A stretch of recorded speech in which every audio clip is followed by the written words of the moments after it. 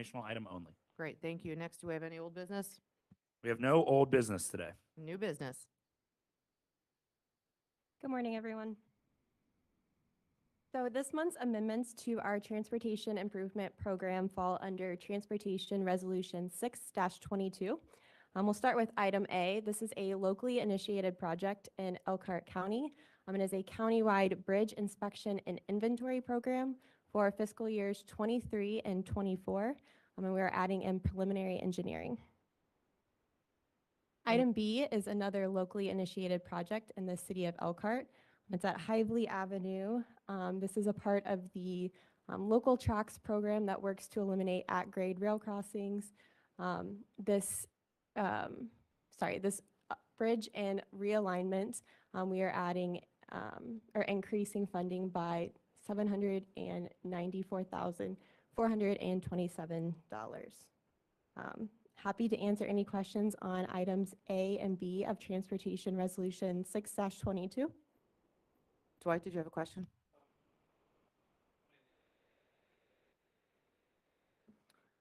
Or item B. I'm assuming he's talking about Item Hively. B. Yeah. Just, I think, miscellaneous expenses. The local tracks program received more funding with the increase in the infrastructure bill. So adding.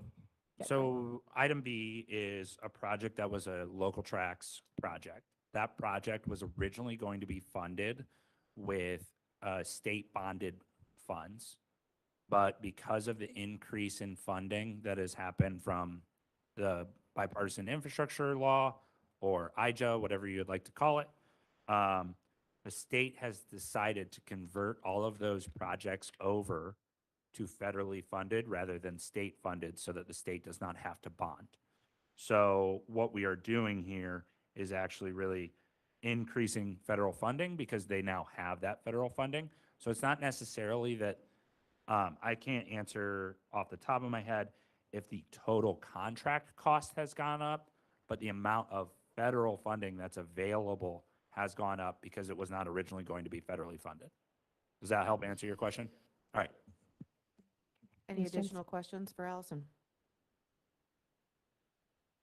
Seeing none, I would ask for your approval of Transportation Resolution 6-22. We have a first and second, all in favor? Aye. Great, thank you. Next, we have Transit Resolution 7-22. Okay, so this is Transit Resolution 7-22. So Transpo had unallocated 2019 and 2020 5307 funds. So we'll be adding these funds to the 2022 5307 grant for operating assistance, specifically for ADA paratransit services. This equates to an increase in federal funding of around $180,000. This is the only item in Transit Resolution 7-22. I'm happy to answer any questions on this. If there are none, I would ask for your approval of Transit Resolution 7-22. Motion to approve. Second. We have a first and second, all in favor? Aye. Aye. Thank you. All right. Resolution 8-22 is a resolution endorsing an amendment to the agreement for the provision of general services with the St. Joseph River Basin Commission. For board members who are new or that do not recall, MACOG has provided through this general services agreement essentially staffing services to the River Basin Commission since it was formed in the 80s. Matt Mearsman is the River Basin Executive Director, and he is also a MACOG staff member.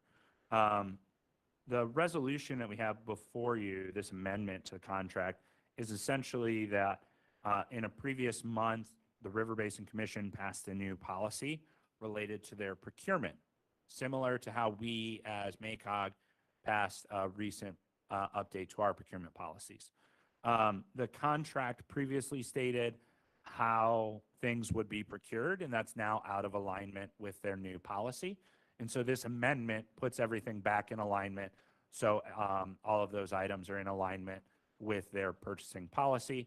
essentially so that MACOG is not at risk and is reimbursed for all things that we're purchasing because it's in alignment with that policy. So it's just a housekeeping item for this contract, and we are asking for your approval of Amendment 1 to this agreement. Happy to answer any questions, and if there are not any questions, I'd be asking for your approval of Resolution 8-22. Can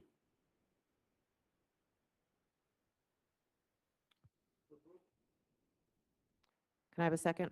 Second. All in favor? Aye. Aye. Great, thank you. Next, James. Yes, pleased to do an introduction here related to our Connect Transit Plan.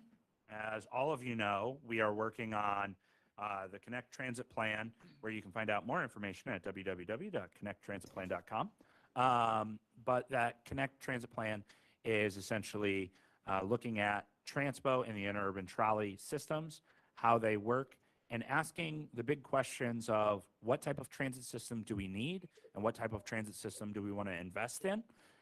So today we have an update from our project team. We have national consultants of national renown with Jarrett Walker and Associates, Scudder Wegg, who will be walking us through a presentation, as well as our engagement specialists who are on the team. And I think today we're joined with Tina Rongers, kind of the head of that group. And they're going to walk you through where the plan is at right now and kind of this first deliverable, which is called our Key Choices Report. So they are going to take over. So Scudder, welcome. Thank you so much, James. Can everyone hear me well? Yes, thank you. Yes, we can. Yes. Great. Well, it's a pleasure to come back and speak to you again to give you this update and to give you this overview of the Choices Report. We are excited to be working with MACOG, Transpo, and the municipalities in the region to help develop this 10-year plan for how transit should serve your communities and how to best align your transit investments with your community's goals and priorities. As we talked about in November, this is a three-phase, three-round conversation with you and with the public and with key stakeholders. And we are in this first big round of engagement of laying out some key choices that I'm going to go over with you today, engaging in conversation with the public and community stakeholders about these choices to get feedback, which will then feed into our second round of technical work, which I'll talk about a little more at the end. So we are here at this phase of what should our priorities be and weighing some of these trade-offs. And when I talked with you all last time in November, I highlighted a key element of how we will try to talk about transit quite often, or one of the key elements in talking about transit, which is where can you be soon? Your ability to get to destinations, to access opportunities in a reasonable amount of time is a fundamental aspect of the usefulness of transit service. When I presented in November, I talked to you about that in general terms. Now we can show you examples of what does it actually look like in your community. So this map on the right in the slide is showing you from Notre Dame, where can you get in 60 minutes by walking in transit? And that counts your walking time, your waiting time to get on a vehicle, your riding time, your waiting time if you transfer, your walking time when you get off the vehicle, and so on. And we can quantify within this orange area, this bubble, what's there. 74,000 jobs, almost 76,000 residents. This tells us an enormous amount about the usefulness of transit from this particular location in the region. And we can do this for lots of other places. So from downtown Elkhart, we can show you a similar example. And we have multiple other examples in the Choices Report I encourage you to look at. From there, you can reach 58,000 jobs, approximately, and about 81,000 residents in an hour. And this kind of measurement of access tells us so much about places that people can go to, the things that they can do if they rely on transit, which then tells us an enormous amount about the economic benefits transit is providing in terms of your ability to reach jobs for work, your ability to reach shopping destinations, medical destinations. By counting up those jobs, we're not just talking about jobs as places to work. We're also thinking about jobs as examples of places you want to reach for services. Hospitals are enormous centers of jobs, and people want to work there, but people need to get there for all sorts of reasons for medical services. So this helps us assess that potential significantly. It also allows us to look at things from a civil rights and racial justice perspective. If we can measure people's access by different groups, which we can do, and which you will see some measures of that in the choices report. And just ultimately tells us a great deal about the freedom that people can achieve. This kind of analysis also describes how changing the network, which we will be looking at in the next two phases of our work, can affect changes in ridership, because the fundamental reason people will ride transit is if it's reasonably useful for lots of trips. So in changing the network and seeing if changes in the network can expand these bubbles, that tells us a great deal about how much changing service would affect people's willingness to ride, and all of the things that come with that, like more revenue, sustainability of benefits of transit, because the green benefits of transit come from people riding transit, not just it existing out there. So one of the useful things that we can do with this kind of measurement is then aggregate that kind of measurement all across the region. And so if we look at just Elkhart and Goshen, for example, and measure that access across those two cities, this map is a heat map then of how many jobs you can reach from all different parts of the area. And on average, when we average this number across all the different parts of Elkhart and Goshen, and we can tell you that the average person can reach about 28,100 jobs in 60 minutes, which may sound like a great number. We can compare that, though, to the fact that you can drive across most of the two-county region in an hour. And so that really only represents about 15% of the jobs that you can reach by car in 60 minutes of travel time. So obviously, the current network compared to the other transportation alternative that most people use is relatively limited in its ability to get people to a lot of opportunity and access. If we want to change that, if we want to significantly change that, we know how to maximize freedom and access to opportunity. It comes from high frequency service, forming a connected network, reasonably fast and reliable. And if we want to maximize that access for as many people as possible, as efficiently as possible in terms of how much we're spending per person in terms of improving access, we focus that frequency and useful service to dense, walkable, linear, and reasonably proximate places. Frequency comes first. It's a thing that is not very obvious. We talked a bit about this last time, but for folks who mostly drive, they had experience of having to wait for the vehicle is not something that is obvious. But high frequency service, particularly when you start thinking about service that's every 15 minutes or better. Right now, you only have service that's every 30 minutes or every 60 minutes across most of the region. That means you can go when you want to. You don't have to think about a schedule. You can make connections much more easily, and you automatically have better reliability. And for shorter trips, particularly when you're thinking about shorter trips within Elkhart, within Goshen, within South Bend, those trips, waiting time is often the largest part of your total travel time. For much longer trips all the way across the region from South Bend to Elkhart, for example, your travel time in vehicle is an enormous part. And that's where speed becomes a significant factor, but frequency is almost always the biggest driver of your usefulness. So it's a concept that's hard to explain sometimes for folks who don't use transit very often. You don't experience this problem very often if you don't use transit. You might wait a long time at a traffic signal or for a long freight train. But a good analogy for the challenge is if you have a gate at the end of your driveway and it only opens once an hour, that is the experience of living on an hourly bus route and having to wait to get where you're going because you cannot go until the vehicle arrives. Looking in particular at the interurban trolley network, since that's the focus of MACOG, there are just a few routes, all 30 minutes or 60 minutes, so relatively low frequency. Yellow line and red line providing service every 30 minutes. The green, orange, and blue lines providing service every 60 minutes.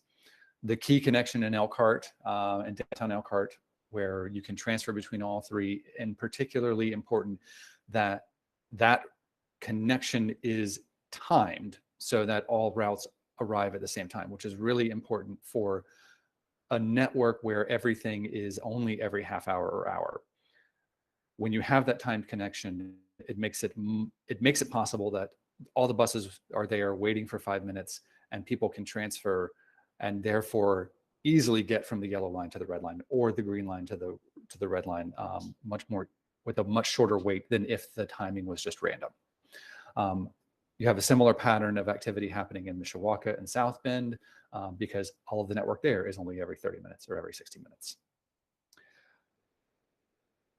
How many people are near service? If we're thinking about the proximity to service, the coverage of people and jobs, just a little more than half of residents, about 55% of residents, are near, and by this we mean within about a 10-minute walk of any transit service. And less than a third are near service that comes every 30 minutes or better. And when we look at jobs in Elkhart, Goshen area, only about 50% of jobs are within any service, so about a 10-minute walk of any service. And again, less than a third are near service that comes every 30 minutes. So when we think about how much of the region's opportunity can you reach, that frequency of service, it obviously is very limited, but even the reach of the service is pretty limited. The frequency, again, is another key factor in assessing the usefulness. And one of the ways we assess usefulness and efficiency is thinking about what we call productivity. And this scatter plot, which we go into more detail in the choices report about, shows you the boardings per hour of service that buses are running. So how many people are using the service by boarding for every hour we're running a bus on the street, relative to the frequency of the service. So to the left are more frequent services, the things that run every 30 minutes. Over towards the right are things that run less frequently, say every 60 minutes. And a couple of things that stand out to us, for example, are things like there are some routes that get relatively high productivity, even though they have very little service. The blue, the green, and the orange all get relatively high productivity, even though they have relatively limited service, only 60 minutes. Part of this is they're serving areas with relatively high need, but this also suggests these are areas that would significantly benefit from improved frequency of service and would likely see more ridership with investment and more service. When we look at which routes are more on the low end of boarding, we see a couple of things that stand out. There are a couple of routes from Transpo that are relatively low, like the 1. And then the yellow and the red lines show up as relatively lower productivity for 30-minute services. And one of the main reasons for that is that they are so much longer, and they are doing things that are significantly different from most of the other 30-minute services in the region. Most of the other 30-minute services in the region are within South Bend, Mishawaka, serving shorter trip distances. The yellow and the red lines are obviously serving much longer trip distances. And that gets to a question that we talk about in the choice report of how important is the distance that we're covering to connect a lot of the job centers to population centers across the region. Couple things that stand out I'll highlight just quickly from looking at the network of some of the challenges that arise in looking at the potential usefulness of service. Particularly within Elkhart, the green, the orange, the blue lines, but also in South Bend, there are a couple of lines like the 17 and the 15 where there are large one-way loops. And this maximizes the coverage of the service so that you spread the service across a larger area and give a little more of something to as many people as possible, but it makes service much harder to use because you may have a short trip to get from your house to the grocery store, but you will have a very long trip getting back. And so one-way loops are a tool to maximize coverage, but they come at a cost of making service much harder to use and generally, therefore, making it less likely that many people will use the service for a lot of trips. There's also a significant challenge in when service is available. Most of the interurban trolley routes end around 6 to 7 p.m., even on weekdays. Transpo routes tend to run later into the evening on weekdays, most of them.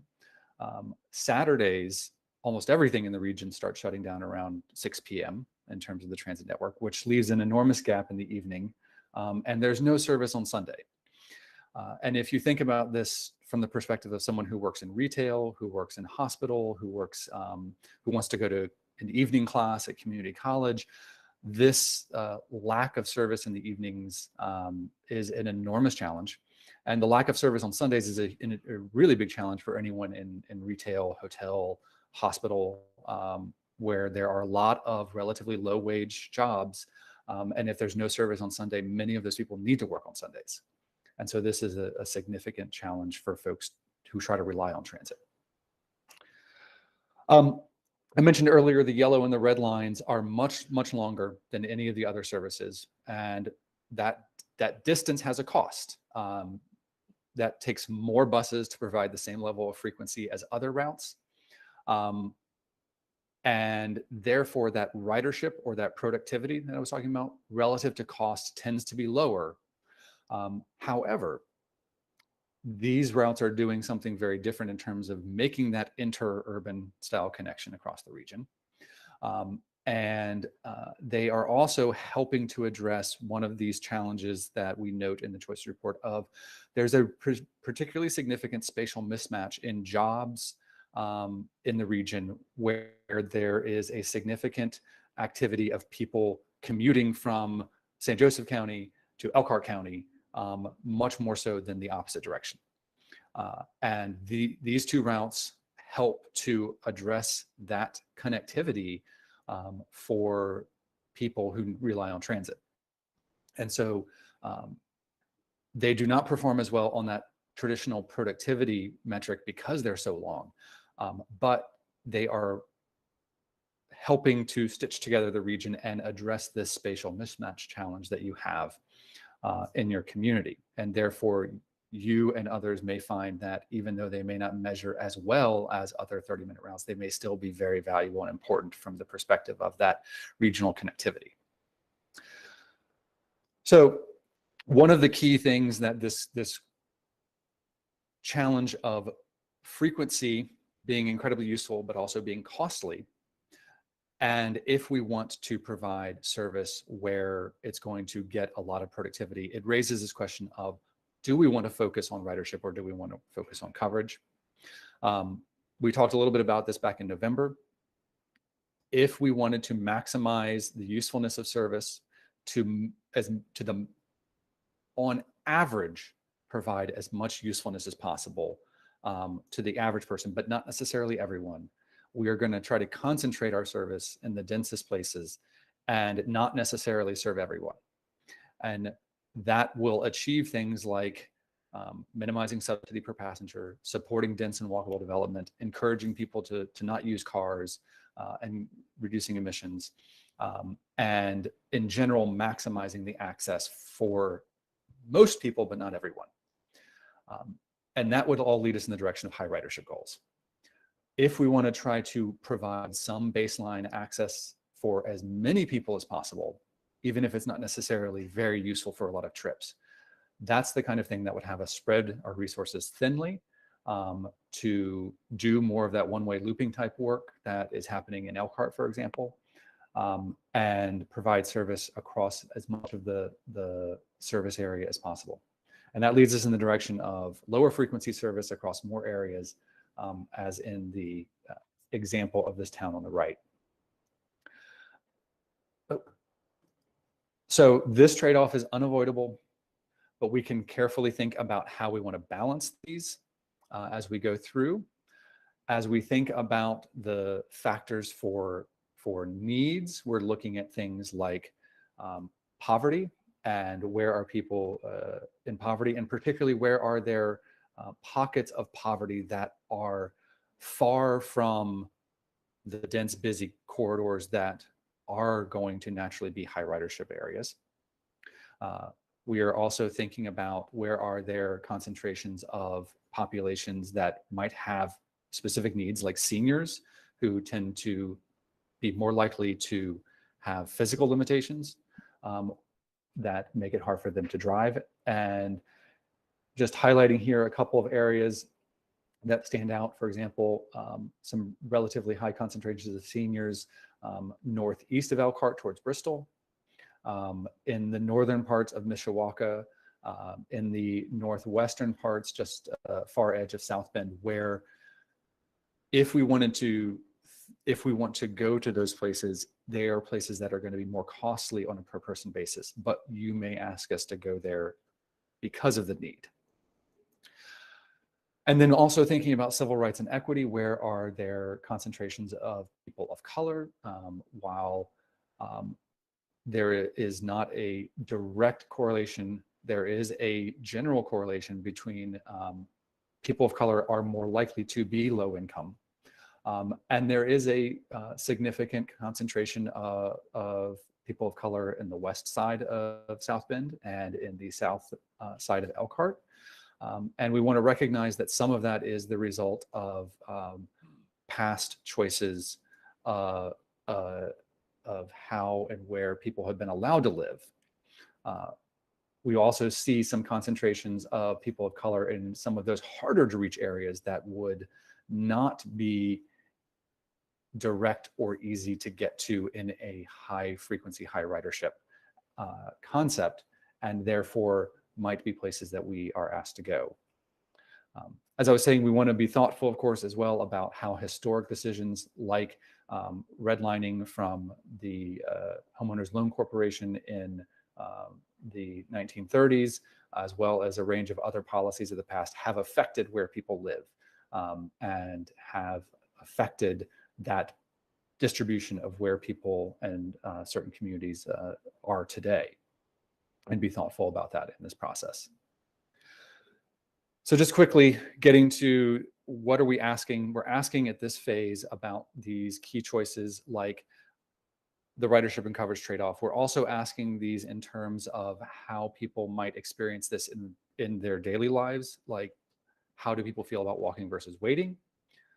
So in the online survey, we have a question like this: would you prefer a short walk but a longer wait, like this example of how Ms. Smith here might have a short walk but a longer wait to one of two 30-minute routes? Or on the right, have a longer walk to a more frequent route that would allow you to have a shorter wait and get where you're going more quickly, but with that longer wait. We're asking about this balance between ridership and coverage at a general level. As I mentioned, this is something we are often asked to do both of, but we have to think carefully about how we balance these. Today, we would estimate that about 60% of transpo resources are going toward high ridership, high frequency, high access oriented service, and the other 40% towards high coverage. For MACOG, about 80% is going towards high ridership services, in large part because those yellow and red lines take a lot of resources to run and are doing a lot of things that provide a lot of access to opportunity, even if they don't get a ton of productivity. And so we're asking, is that the right balance, or should we change that balance? Another key choice that we highlight in the choices report is when we run coverage service, what should our priorities be? So the three major things that come up often in where should we go with that coverage portion of our budget. Number one is meeting needs by serving people who have no other alternative, who have no cars, who have low incomes, or have physical limitations, including perhaps seniors or people with disabilities. Second thing we hear quite often is, should we run new service to newly developing areas, sometimes far from existing developed areas, so that new residents or job centers have some service, even if we know we're not likely to get high ridership because the distance is far, or the density is not that high, or other things that make it unlikely to get relatively high ridership relative to cost. And then a third thing we often hear is that everyone who pays in should get something. So for example, in Mishawaka and South Bend, there is a property taxing district to support those services.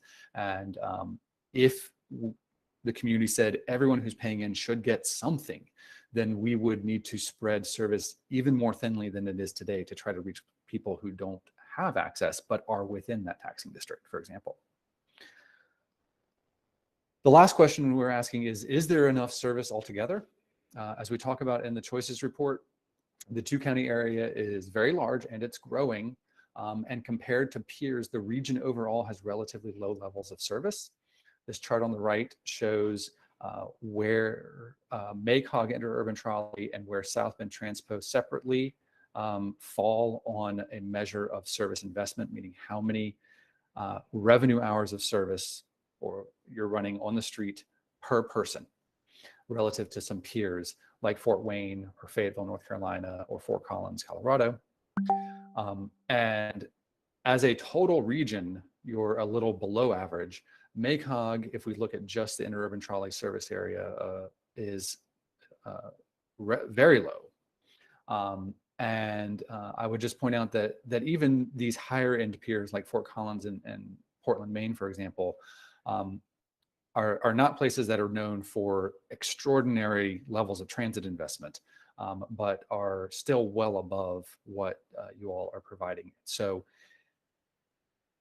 one of the reasons communities will invest more in transit is because they want to provide more frequency, for example, without cutting coverage.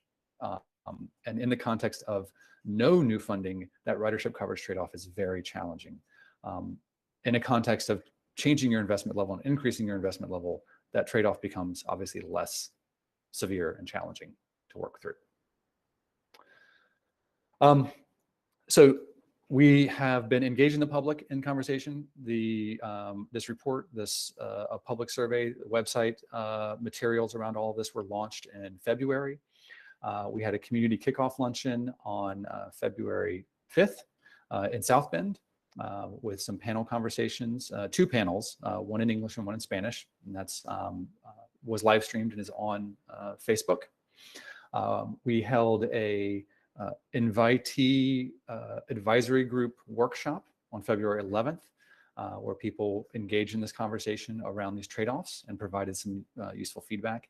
And we've held 3 in-person public meetings since then, one in Mishawaka, one in Goshen, and one in Elkhart, to engage the community in thinking about these trade-offs and encouraging people to take the survey in person or online. Their survey will remain open on the website through March 31st. MACOG staff are going out into the field to do surveying in person at South Street Station and downtown Elkhart to directly engage riders. And we encourage you, everyone listening, to spread the word, share MACOG and Transpo Facebook posts and emails to help encourage people to go to connecttransitplan.com, learn more about these trade-offs, take the survey, because that's really important for helping guide our next steps, which is to think about what kind of concepts to draw. So our next steps are later this month, using some of this feedback we're getting through this first phase, we will draw concepts that show what a different network could look like. We'll draw up to 4 concepts and then bring those back to the public and likely starting in early June, late May. And at least 2 of those concepts will show within your existing budget, what could a different network look like? And so just examples from our work in Richmond, Virginia. On the left is a higher ridership network with frequent lines every 15 minutes in red, 30-minute lines in blue, and green lines every 60 minutes. On the left, the ridership network has a lot more red lines, relatively few blue and green lines, and some areas that are not served. On the right is the higher coverage network, where you don't have many frequent lines, but you have a lot more 60 and 30-minute services and more places are covered. And so these concepts that we come back with in the summer will help everyone think even more concretely about these trade-offs and how they would look in your community, and how they might change what you think about what you want to do in terms of balancing these ridership and coverage goals. We also expect to draw at least 1, probably 2 more aspirational scenarios that show what could you achieve with additional investment in service, and what would that look like, and what would that mean for things like access to jobs, how many people have access to service, and so on. Because we'll be producing the outcome measures like we have in the choices report about all of those scenarios to help you think about what the balance and priorities in the current investment level might achieve, but also what additional investment levels might achieve. So that is my overview. I appreciate your time and attention, and welcome questions. Thank you for your presentation. I know staff has been very receptive to your presentations and participating. I'm sure the rest of the municipalities have had similar experiences. So unless there are any questions, thank you. Next, we have a staff update on new staff. Yeah. Wanted to provide you with a little bit of a personnel update. We have 2 new folks who have joined us since our last meeting. The first one that I'll introduce, who's not able to join us today, is Brian Connor, who is our new intern. Brian comes by way of, I believe, Colorado, but he's just started just a few weeks ago. He'll be working with us throughout the year on a number of different efforts. Right now, he's been one of those staff members who has been at South Street Station or the Elkhart Transfer Center asking our transit riders if they could take the survey. So Brian's been jumping right in, getting involved in a number of our projects, so we wanted to welcome Brian. Additionally, here with us today, we have a new staff member, Paul. Paul is our transportation analyst. And Paul, come on up, introduce yourself, let folks know who you are. As a transportation analyst, Paul will be working with our travel demand model and a number of different data sets to do analysis. So, Paul. Thank you, James. Hello, everyone. I'm excited to be the new transportation analyst. My background is in civil and environmental engineering, and I just graduated with my master's in transportation engineering. I enjoy working with traffic data, and I look forward to working with everyone. Thank you. And Paul had just finished up at the Ohio State University. He should have gone to Purdue. Ah. All right, next we have Dustin to give us an update on some grants and funding. Hello, everyone. Glad to no longer be the new guy. Did I go the right way or the wrong way? There we go. So just wanted to provide you with a kind of a quick update and overview of the Indiana Trails program. It's a grant that is coming up in August, 1st of August, and part of the reason for introducing it to you or making you a little more familiar with it is so that we don't run out of time in August or into July to get the applications in. If you've got a trail project that you're thinking of, get in touch with us and we can help you through the project or through the process. The funding is $50,000 to $250,000, so not huge, but certainly significant. For projects, construction type projects, acquisition of easements, trailheads, support structures, things along those lines. So again, just want to kind of put a bug in your ear to get you thinking about it.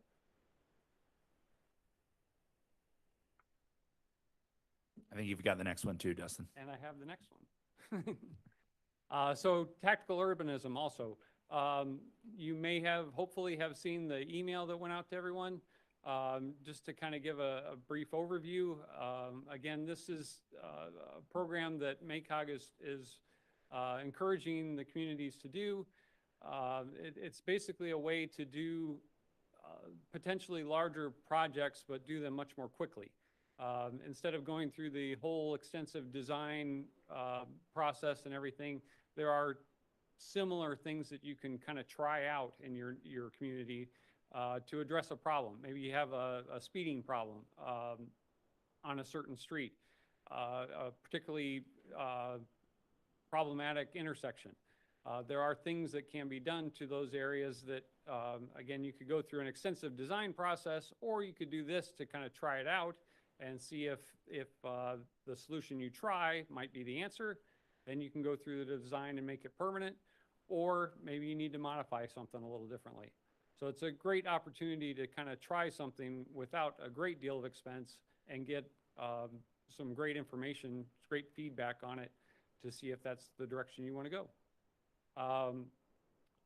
MACOG has a toolbox, or what we're calling a toolbox of materials that we can help you use for the project. We also have experience with the design of these facilities. So if you have, again, a project that you're interested in, let us know. We can help with the design, give you some feedback, and then make it happen, hopefully even this summer. We are, as I said, kind of that toolbox, we're filling it out as well. So part of what we would like to do is fill it out with materials and products that you would need for your projects. So we're trying to, again, get that feedback so that we can have the stuff that you are needing for those projects. So just to put this in perspective, we have $28,000 that we would like to spend on materials to help you pilot projects. If you have a project, you should tell us now so that we can talk through what type of temporary materials, paints, ballast, things that you might need to pilot your project. So these have been done in Plymouth or Bremen or South Bend. There are lots of different examples of, look, if we're going to move a curb line, that's going to be really costly. And we're going to spend $3 million to move this curb line. And then when we've done that, we might realize there's a problem with X. Well, if you'd like to temporarily, 30, 60, 90, a little bit longer days, right? Like figure out what it actually feels like to drive it and what drivers think. And if you're willing to hear from those drivers as well, you can find out what it looks like and feels like and pilot what it does and if it gets you the real benefit of what you're going for. So these are just conceptual projects that you might have, and we want to fund. So you get them to us, and we'll talk through funding them. Thanks, Dustin. You said 28 million. 28,000? I was hoping for I know. million. I thought I would. But, put that in. but this is essentially a toolkit. So any of those things that we don't use or that are reusable, obviously, like once you put paint down, it's not reusable. But those ballasts, you know, those ballasts are reusable, and then we have in an inventory that can be, you know, lent out to other folks. So that's the whole concept here, is to be able to have essentially a little stockpile of materials that you can use for these kind of pilot and temporary projects. Real quickly, I wanted to remind everyone that our next quarterly tracking meeting, where we walk through all of our locally initiated projects, will be held on April 6th. Your staff should have received reminder emails, and will continue to receive those emails this month. But they can reach out to me if they have any questions. This will be our last meeting of the fiscal year, so I do anticipate some exciting conversations. And then also, while we're talking about locally initiated projects, I did want to mention that we do have one of our projects letting today. It is Wilden Avenue in Goshen. This is a road reconstruction, so fingers crossed for favorable bids for that today. Then also just wanted to give a quick update on our regional freight plan. So the goal of this plan is to help enhance freight mobility throughout our region, whether that's through prioritizing different transportation projects or through different programs or policies. So we just finalized our freight profile, which was presented to you all in January. And we just wrapped up our first round of stakeholder engagement. So we'll be moving into the needs assessment, which will eventually help us prioritize different improvements in our region. And after that needs assessment is in a pretty good draft form, our consultant will make another presentation to you guys likely in June, just to kind of give an update on where they're at.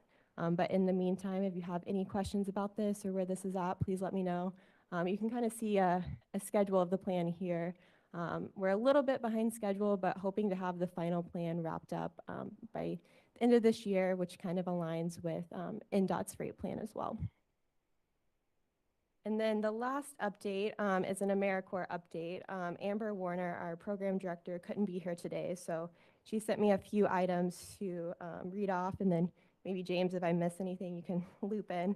But for anyone who's not familiar with AmeriCorps, it's essentially a program that can help connect people to jobs that meet community needs, whether that's education, environmental, public health, and safety. MACOG is going to launch their own AmeriCorps program in fall of 2022. And the first cohort will specifically focus on environmental sustainability. So we are currently trying to recruit host sites that will be interested in having AmeriCorps members at their locations. So members can serve full or part-time depending on their needs. And if you are interested in helping build capacity in environmental stewardship or economic resiliency, you can contact her to talk about being a host site. She's also looking to recruit individuals that are interested in actually becoming AmeriCorps members. So if you could share that with your network, that would be greatly appreciated. They can go to our website to fill out a form to learn more about that. Yeah, you James, covered it great. miss anything? The two things that we're asking you for is, one, if you want to host AmeriCorps members because you are wanting to add capacity in a department or around a topic or a plan or an action, if you're wanting to be a host, let us know. We already have many of you who have let us know, and we have a long list of potential host sites. And the topics for host sites, as Allie mentioned, are around environmental stewardship or sustainability. And then the other area is around economic resiliency. So those are kind of the two major focus areas. If you have questions about what those are, we can talk about it offline about, your potential ideas. But then the other thing that we're asking you that Allie mentioned is if you know of folks who might have a passion around those topics, whether they're graduating or whether they're already living in the region looking at for something to do around these topics, funnel them our way so that we can start to process them and see if they would make good AmeriCorps members. We can get you all the details about what AmeriCorps members make as a stipend and all those kind of things. But if you have interested individuals who want to know about those potential opportunities, get them in touch with us. So those would be the two things. So thanks. Yep. Councilman. I think Leah can answer that question for us. 18, but I also want to add, generally people think about this being a program for younger people right out of college, but that's not necessarily the case. It's a really great opportunity for people who are looking to take a step back from their career, entering retirement, want something to do part-time that's rewarding. And then your educational award can actually go to your children and I believe your grandchildren to help with their loans and their education. So it's not at all for the recent college graduate or even recent high school population, but it's more broadly applicable. And yeah, Thank you. many of those people have a lot of skills and experience to share in this way. So, all right. So after a 2-year hiatus, we will be back with our in-person Partners for Clean Air Awards ceremony and luncheon again in Elkhart. So this will be the first MACOG event in person in 2 years as well. So if you're interested in registering to attend, check out the MACOG Gazette or look on our website for that link. And if you have any award nomination ideas, I'm happy to hear those. There's also a link on our website as well to submit those nominations, ideally by next week, but we're happy to extend that if you have a really great idea for an organization, business, or individual that's really gone above and beyond voluntarily. So this wouldn't include things you're required to do by regulators, but voluntarily to improve the sustainability and clean air of our region. So thank you. All right. This next one will be quick, but we wanted to give you an update related to the MACOG State of Digital Inclusion Report. As you'll recall, this is something that we were working on with Purdue Center for Research and Development, for Regional Development. Roberto Gallardo, who is kind of a national expert and statewide expert on broadband, worked with us on this report. And just want to walk you through some of the key findings. First, you have this report in front of you. It looks like they already gave you the answer here on this slide when they edited it for me and put it into a format. But I was going to ask if anybody knew the local / regional philosophic leader, thought leader who came up with this quote, which is, we would not have jobs, we couldn't do homework, and we couldn't watch TV shows or movies if we didn't have broadband. And the answer is given to you. It's my 6-year-old daughter. So if a 6-year-old understands the importance of high-speed internet and broadband, it just shows you how integral this is now to our daily lives. And what we want to show throughout this report and the findings that you can find within it is that there's still a ton of work in broadband that needs to be done. And this focuses on some of those key findings. On the left in this map, you can see what is the federal standard of 25 and 3, which is not actually really the best internet service. You probably would not be happy with 25 and 3 service. But you can see on the left, it's largely gray, which means that folks have that kind of service. So according to the federal government, mission accomplished, we did it, we have broadband. The federal government also acknowledges that 25 and 3 is not the right standard. And anymore, we're starting to look at more 120, 100 and then 20 service. So 120 is what's shown on the right. And all those yellows and oranges and reds are areas of our community that do not have access to 120 service as of right now. So you can see that there are major gaps. If we keep going, here you can see the types of service that folks have. So the red is fiber, and you can see all those other different types of service that are provided. Fiber tends to provide some of the fastest services, but you can kind of see where that is available right now, both on the left for 25 and 3 and on the right for 120. As we keep going here, we can also then see median download speeds. This is based on server data and a number of different things. You can see prior to 2020 that really our region wasn't regularly achieving, and you can see over the last year or two how much those speeds have improved in, say, Elkhart and St. Joseph County, but you can see that there's only been incremental progress in Kosciuszko and Marshall County. So you can kind of see that visualized here. As well as then this is the percent of population that is not using that 25 and 3 service. You can see it across every county as well as compared to the state and compared to the nation. Compared to the nation, the state lags behind with not a lot of, I believe it's about a 20 or so % difference. But then you can also see that in our 2 counties of Marshall and Kosciuszko County, they lag behind the state, which also is already lagging behind the nation. But really, most of our counties, St. Joe and Elkhart, are slightly better than the state, but still lagging behind the nation as well, related to just that minimum 25 and 3 service. So still lots of work to be done. As part of this study, one of the things that we did is we worked with Purdue and the Indiana Farm Bureau. The Indiana Farm Bureau had a speed test portal that they're collecting data for the entire state.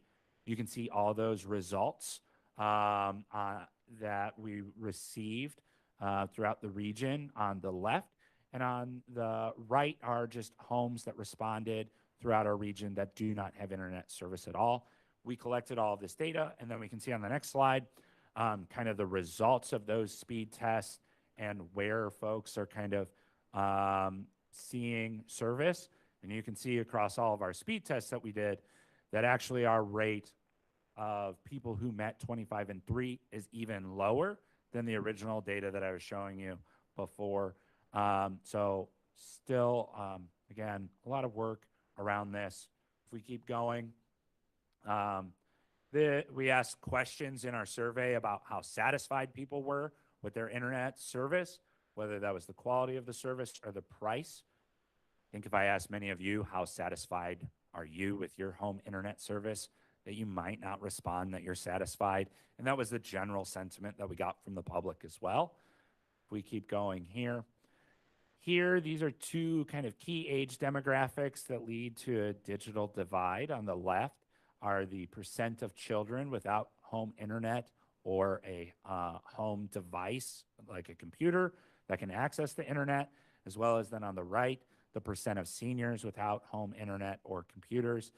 Obviously, on the left, that's what's called the homework gap or e-learning gap, right? Where if you are asking folks, kids to do work at home, the potential is about 5 to 10% of our school-age children throughout the region are not able to do that at home. And then you can see much higher rates for our seniors as well. And then this is just more kind of those stats related to here, it's related to income. So the percent of homes with no internet based on income categories. And you can see those that have lower incomes have less access to internet access. This is essentially what these stats are showing. And so all of this is to say that this is a regional issue that we plan to do more work in. This was kind of a field scan, if you will, a high-level overview. What we are doing, and one of the things that Brian, our intern, is working on is a dashboard related to all of this data and mapping related to broadband that we'll be launching, as well as then one of the things that we plan to do is if we are selected by our AmeriCorps program to be a host site, I hope we're selected, is that the AmeriCorps fellow that if we're able to land that, that we would potentially host will work around topics related to broadband and digital inclusion to work with our communities to try and secure additional federal resources or work with local businesses on ways to increase their digital presence, as well as just work with a whole host of partners that are already in these spaces. So those are two kind of key things that we'll be doing around this and that are kind of conclusions from this report. That report is now going to be online. Purdue will be promoting it as well. Happy to answer any questions. There's a lot of rich data and analysis that I, as a non-practitioner, have not covered here. I've given you the high-level overview. So if you're working in this topic or around these topics, I encourage you to take a look at that report. That is all that I had for that item. And Don, I can answer any questions. One answer.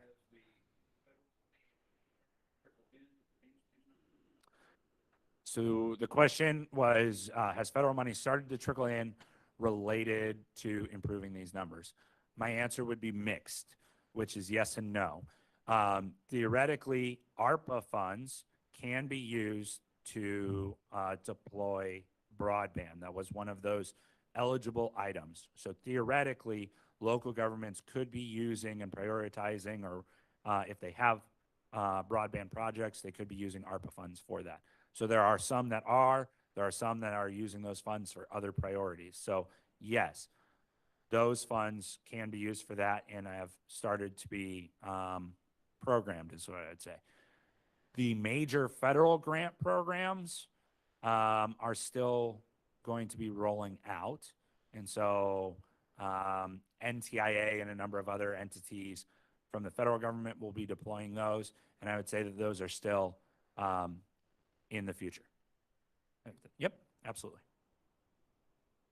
With that, Donnie is just going to let you know about a public comment that we have for our resiliency plan. Thanks, James. So morning, everyone. My name is Donnie Ritzma. I'm Senior Community Development Planner with MACOG, for those who don't know. So as James mentioned, I want to make you aware that after a year-long process, we have put together a draft of our Regional Disaster Recovery and Economic Resiliency Plan. It's called Collaborating for Regional Resilience and Economic Growth. It's available now for public review, and the intent of this plan obviously came out of the pandemic. It helped us collaborate with our regional leaders and economic partners to garner lessons learned as well as re-examine the issues that we were experiencing. And its intent to be an update to our 5-year comprehensive economic development strategy that we're required to put together every 5 years by the Economic Development Administration. So we have a draft of that plan available. During the month of March, we're offering a 30-day public comment period that you'll have an opportunity on March 17th to attend a public open house. It will be held virtually on Zoom for 1 hour next Thursday, starting at 4:30 to 5:30. We'll hear a presentation from the consultant who helped us with this project, Nicole with Fourth Economy will be given that. And then we'll have an opportunity to answer questions and have a discussion about economic resiliency to withstand against future shocks and distresses. So with that, that's the update I have. Next month, we'll be coming before you for approval of that plan or the endorsement of it. So wanted to give you an update of this open house available next Thursday. And I can Great, take thank any you. questions. Any questions for Donnie? Next, is there any privilege of the floor? And I don't think we have any public comment. I would entertain a motion to adjourn. All in favor? Aye. Great, thanks, everyone.